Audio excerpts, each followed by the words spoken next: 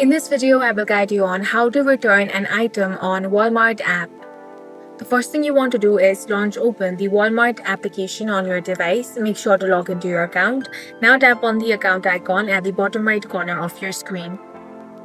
Once you get here, you want to find the option of Purchase History. Now tap on View All. Here, tap on the specific order containing the item you want to return. Then tap on the Start a Return button. Now select the check mark next to the item you are sending back. Choose your reason for return from the drop-down menu and tap on Continue. Then select your preferred refund method. Now choose your return method. You can select in-store drop-off, curbside, or mail shipping. Then tap Submit to finalize the request. You want to keep Walmart's standard return policy windows in mind while planning your return. You have 90 days from the purchase or delivery date to make a return. Major electronics have a shorter 30-day window.